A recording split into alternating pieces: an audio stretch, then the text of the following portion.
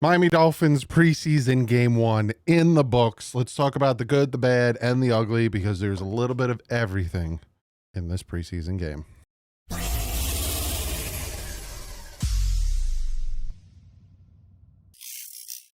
What is up, Finn fans? How is everyone doing after watching the first preseason game? Unfortunately, there was no victor. The Miami Dolphins and Chicago Bears ended in a tie 24-24 because there is no overtime in the preseason. Thank God.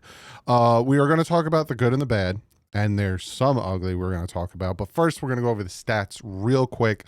Tua started the game, went 5 for 6, 27 yards. He was efficient. They didn't ask him to do too much. He did what he was going to do, took open passes, was what it was. Zach Wilson then comes in, goes 5 for 9, 96 yards, no touchdown, no interceptions. Then Quinn Ewers comes in, goes 5 for 18, 91 yards. Your running backs, Ollie Gordon, 8 carries, 33 yards, had a rushing touchdown. Devon Achane, 3 carries, 22 yards, not bad. Jalen Wright, 9 carries, 16 yards, and a touchdown. Zach Wilson, 2 rushes for 16, and then Alexander Madison had 3 carries, 8 yards, and a touchdown. There are your touchdowns. We have 3 rushing touchdowns. Your receiver, Taj Washington, 3 catches, 53 yards on 4 targets. Ollie Gordon had 1 catch for 39 yards on a very nice screen.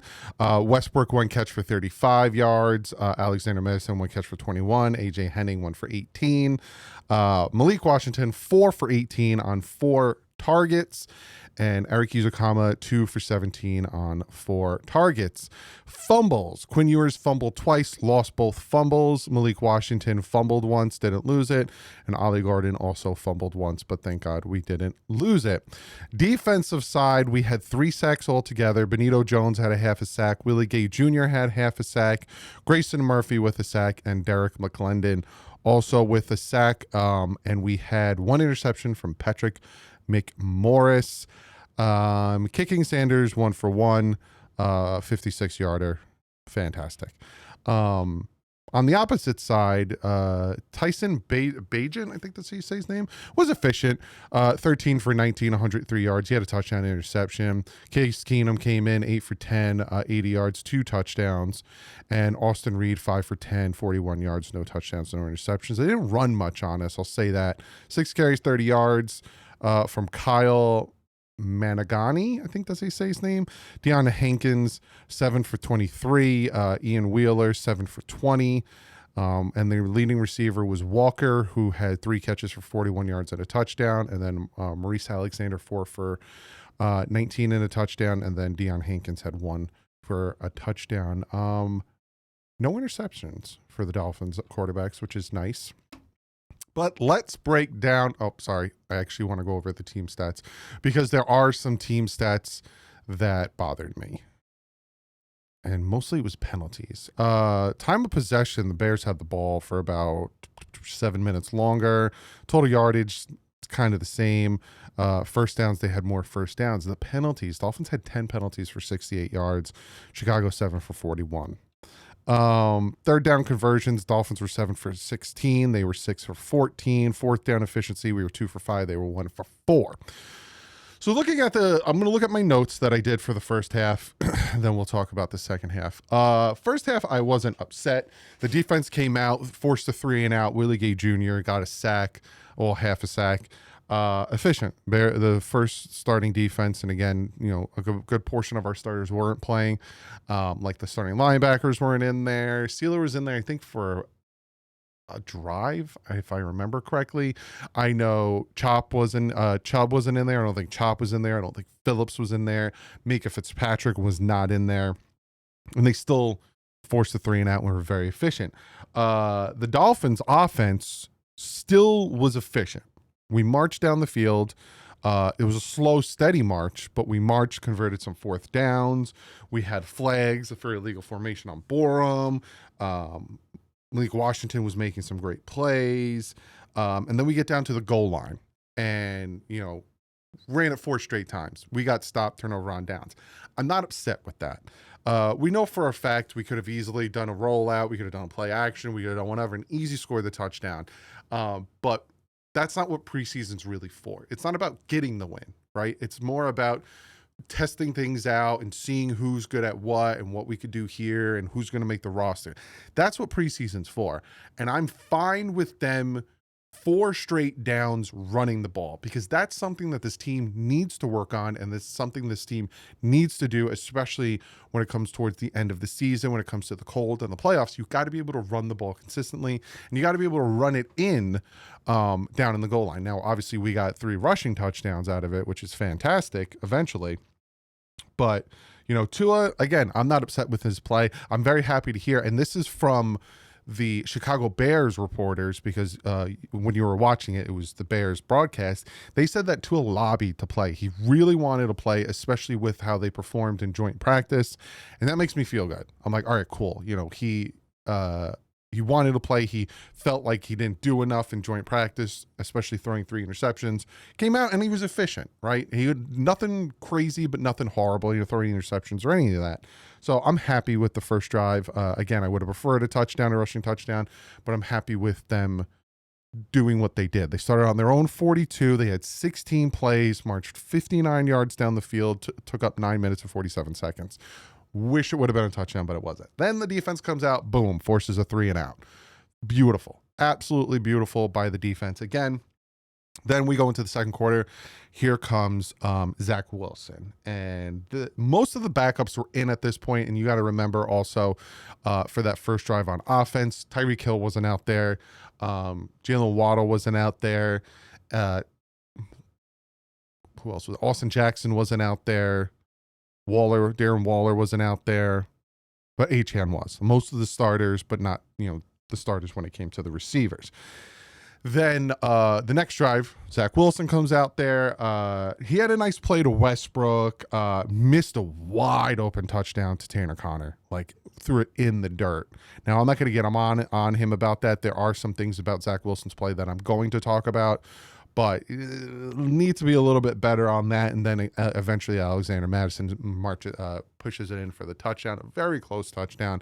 They had 9 plays, started on around 45 yards, scored in about 2 minutes, 48 seconds, because we had a nice play from Wilson to Westbrook. Then the defense. Now, the defense we gave up a touchdown on this drive, but it was a long turning drive for them. 20 plays, started from their own 21, took them 9 minutes and 33 seconds. Willie Gay with some great tackles, not much pressure at some instances. Players were getting open. They converted a 3rd and 15, which really killed me. Phillips with a big stop on a run on the goal line. McClendon with a sack. Grayson Murphy here's what I wrote. So on that 4th and 4 that they eventually scored the touchdown, because again, the defense was playing, you know, bend not break, and then once they got in the red zone, the defense really woke up. If the corner would have been a little bit more on that receiver at the back of the end zone, which I still think maybe their quarterback would have thrown it out of the back of the end zone, but Grayson Murphy needed 1 more second, and he would have got the sack. It would have been a turnover on downs. Unfortunately, they do get the touchdown. It's tied 7-7 at this point. Then our offense comes out. Zach Wilson takes a sack, and then he has a great throw to Taj Washington. Love seeing that. And then a touchdown from Jalen Wright. Jonah with a great block on Matt. This is where I start to see Zach Wilson's kryptonite, or his his hiccup in his play. He holds the ball a little too long, and he reminds me of Tannehill when Tannehill first started, because there's a lot of times I'm seeing him wait for these guys, and he's like waiting for something to happen, and he takes a sack instead of having that internal clock where, okay, I'm at 2, 3, I need to either throw the ball away or get out of the pocket. And he has the mobility to get out of the pocket and make some plays. We saw it. He had 2 rushes for 12 yards, give or take. He doesn't have a very good pocket presence. Again, it's the first preseason game. Things will change. Hopefully he gets better and he learns it. Hopefully we don't have to see him on the field in the regular season, but his pocket presence was not good. And that is one of the things I noticed on that first offensive drive where we scored a touchdown. The first offensive drive where we scored a touchdown. No, second offensive drive where we scored a touchdown. Then the defense comes out. They start moving the ball a little bit. 8 plays to start on their own 25, about 23 yards. Boom. McMorris with a nice interception off of a tip. So there was a tip play. The ball was tipped at the line, and then it bounced off the receiver's hands right into McMorris's hands. Fantastic. But then again, Wilson takes a sack, and then Wilson almost throws a pick six, and then Wilson takes another sack, which then ends up just being a turnover on downs. Very sloppy play from Wilson in that series, especially with the almost pick six. Again, watching it, I'm like, he needs to have that internal clock where he realizes, I got to get rid of this ball.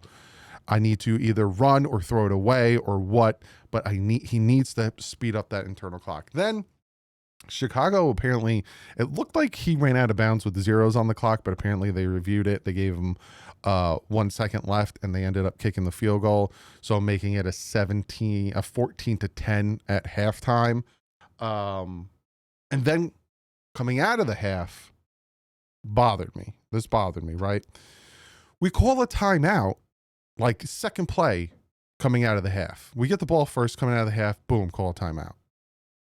If you look at the end of the game, which I'll talk about that last series in the end of the game after we stopped them on 4th down, if we had that additional timeout, we'd probably kick the field goal and win the game. We cannot be wasting timeouts that quickly. That is a Mike McDaniel problem. Is it because the plays aren't getting in quick enough? Is it because Wilson's not understanding the plays quick enough? Whatever it is, it needs to be fixed. And then it's a 3 and out. Zach Wilson takes a sack.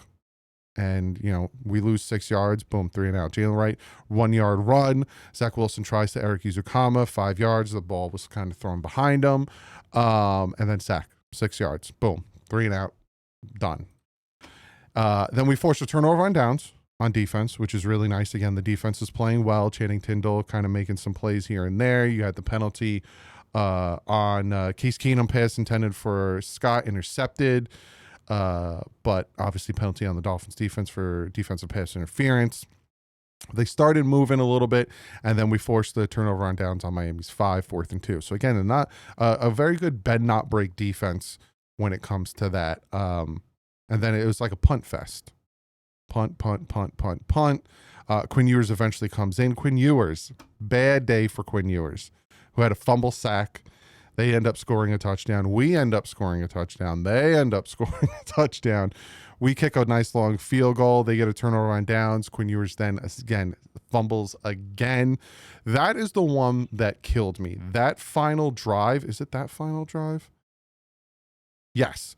So we stop them, turnover on downs. We start on our own 36. We start moving a little bit. He had a nice 19-yard pass to Ollie Gordon.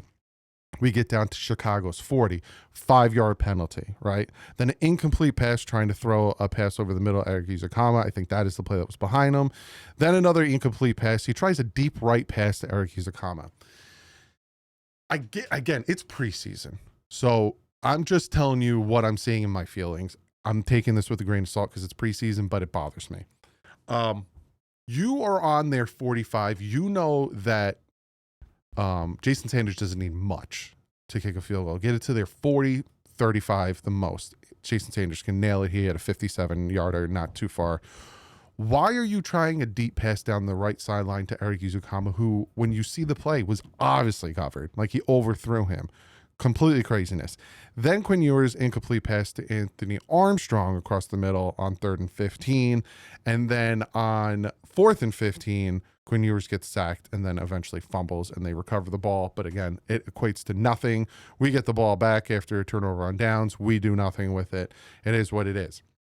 My overall takeaway from this game is I'm happy with the starters. The starters make me, I'm good with it. A good portion of the starters weren't in there, but that first drive on offense was good. I wish we would have scored the touchdown, but outside of that, I'm fine with the efficiency of it, even converting on 4th downs.